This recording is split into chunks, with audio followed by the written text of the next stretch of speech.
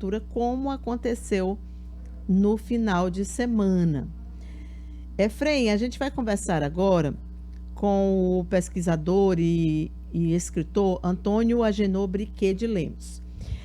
O Antônio Agenor, ele se debruçou sobre uma história que é conhecida por muitos teresinenses, faz parte da história da construção da igreja de Nossa Senhora, de São Benedito, o nosso templo mais significativo, que tem uma história, né? Ele vai poder contar melhor para a gente, muito bonita, porque ela envolveu a construção, envolveu a participação da população mais pobre, e tem dentro dessa história da construção uma outra história, que é uma tragédia envolvendo o escultor das portas da igreja de São Benedito, que são tombadas hoje. Tem uma história de amor, preconceito, racismo envolvendo a vida do escultor, que é era o Sebastião Mendes de Souza, entalhador, melhor dizendo, das portas da igreja de São Benedito. Queria então começar dando um bom dia para o Antônio Agenor e até começando perguntando para ele por que ele escolheu esse tema para pesquisar. Bom dia. Bom dia para você, Cíntia, bom dia para todos os meus conterrâneos aí do Piauí, particularmente os de Teresina, a cidade de onde eu saí já há muitos anos, 1949, ainda menino, fui para o Rio de Janeiro, a cidade onde meus parentes, a maioria dos meus parentes permaneceu, lembrando nesta ocasião que o meu conhecimento e a minha vontade de conhecer mais sobre o Piauí está muito ligado também à curiosidade que meu pai, Antônio Lemos, que era jornalista em Teresina, fez alguns jornais aí, tinha em relação à história do Piauí. Eu guardo dele até hoje um exemplar da primeira edição da cronologia histórica do estado do Piauí, Pereira Costa, a qual eu sempre recorro quando desejo algo interessante. Então, em primeiro lugar, que me levou a ter interesse por conhecer mais a respeito da história da igreja de São Benedito, particularmente das portas da igreja, foi esse fato de ser piauiense da diáspora, piauiense que, apesar de viver distante, não se esquece da sua terra, e também a minha formação profissional de bibliotecário, né? Bibliógrafo, ligado às coisas da informação escrita, estudioso das questões éticas e ligadas à própria transmissão do conhecimento por meio da escrita, além da própria produção bibliográfica em si, da produção de livros, tá? A atividade a qual eu dediquei nos últimos anos. Então, além disso, um amor particular, que vocês podem ver aqui no fundo da tela, pela arte popular do Piauí, né, pela arte do Piauí em geral, e o fato de que, embora seja uma arte importante, em geral ela era reconhecida por meio dos artistas ditos da escola tradicional, digamos assim, do mainstream da cultura, né? Os artistas populares ficavam relegados ao segundo plano, e foi preciso que houvesse casos realmente de grande importância para a arte piauiense, como o caso dos santeiros do Piauí, para que se desse mais atenção. Entendi. Então eu comecei a ler sobre as portas da igreja de São Benedito, sobre a igreja de São Benedito, construída sob a orientação do Frei Serafim de Catânia, um engenheiro, sacerdote, engenheiro italiano, que foi para o Piauí. Essa história é muito conhecida de vocês, não vou repetir. E caía sempre nessa história: quem fez as portas da igreja? Por que as portas da igreja são tão importantes? A Porto de Teresina, se não me engano, foi o primeiro bem patrimonial reconhecido pelo Instituto do Patrimônio Histórico e Artístico Nacional no Piauí. E quando buscava informações, se repetiam muito, eram sempre iguais. Tinha sido um artista piauiense, que tinha se educado no Rio de Janeiro, mas era um homem pobre, de origem humilde, negro, e que tinha morrido ou se matado de amor não compreendido, por uma jovem de um extrato social superior, branca. Então, não tendo esse amor sido correspondido por ela, ele comete o suicídio no próprio canteiro da igreja de São Benedito. Uhum. À medida que a gente foi procurando saber mais, a história era repetida praticamente com as mesmas palavras. Agenor, desculpa te interromper, desculpa te interromper um segundinho.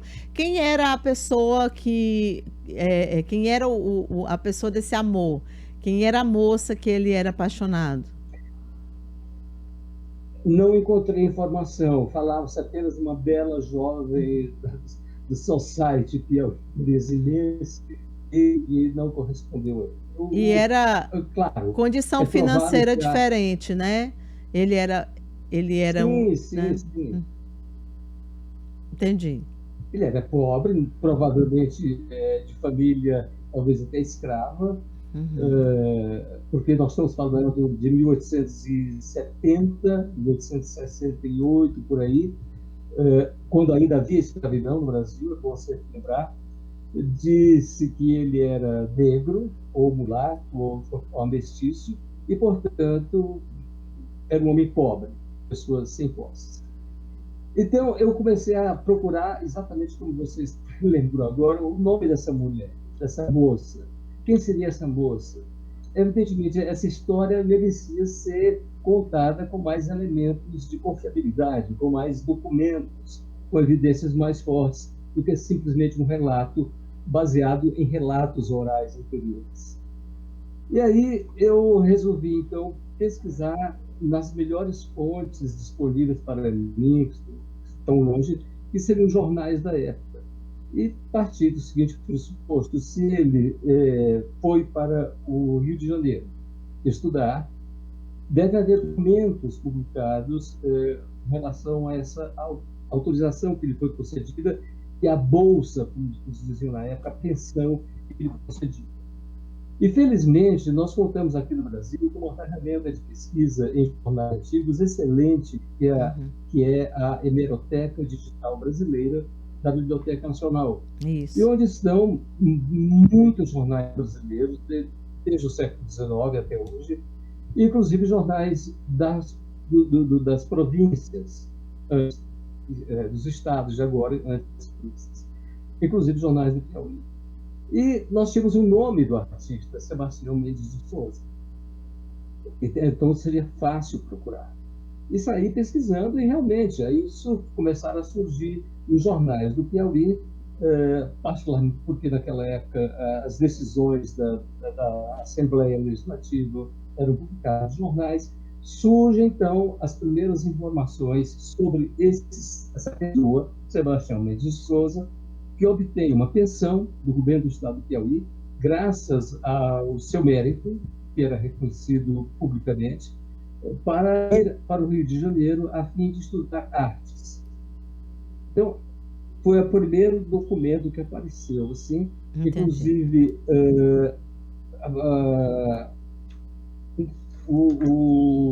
os jornais davam até o trâmite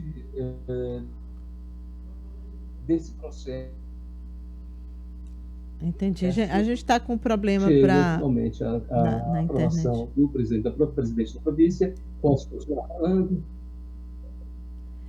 Agenor, a gente não está conseguindo. Então, está ouvindo? Não, a gente perdeu um pouquinho, mas enfim, vamos retomar aqui. Efraim, você quer fazer uma pergunta para ele sobre a história do.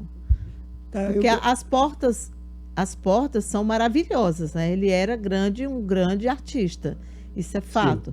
Sim.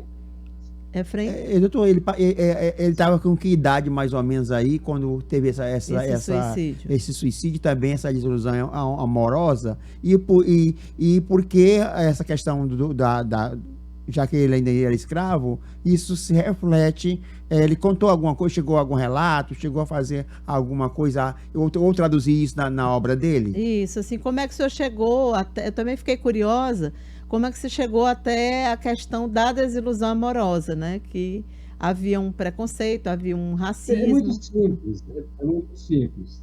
Na literatura, então eu fui percorrendo os jornais até encontrar menção a ele nos jornais do Rio de Janeiro. Certo. Ou seja, ele aparece citado a primeira vez até numa correspondência publicada no Jornal do Comércio do Rio de Janeiro, em 1878, a respeito da construção da igreja de São Benedito. Era uma carta de um leitor do Jornal do Comércio, em Teresina, que não se identificou, que descreve minuciosamente a construção da igreja. E lá as tantas diz: as obras de marcenaria são primorosas e elegantes portas, com almofadas e entalhadas, feitas sob risco e plano do piauiense Sebastião Mendes de Souza. Isso em 1878, no Rio de Janeiro. Então eu continuei pesquisando. O Sebastião ele cursa o Liceu de Artes e Ofícios do Rio, que era uma das melhores escolas de profissionalizante da época do Brasil. Ao mesmo tempo, ele consegue ingressar na Academia das Belas Artes do Rio de Janeiro para fazer o curso hoje nós diríamos curso superior de artes, curso de artes, com grandes professores, teve como colegas grandes artistas, e ele chega a ser convidado, ou ele pelo menos se coloca à disposição para trabalhar no término da obra do Palácio do Comércio, lá no Rio de Janeiro, que seria a sede da Associação Comercial do Rio, um prédio estilo neoclássico, muito bonito, muito rico, que está até hoje lá no Rio de Janeiro, atualmente a sede do Centro Cultural do Banco do Brasil. E ele, então, se aproxima do engenheiro responsável pela construção do Palácio do Comércio, que era um engenheiro alemão, Louis Schreiner.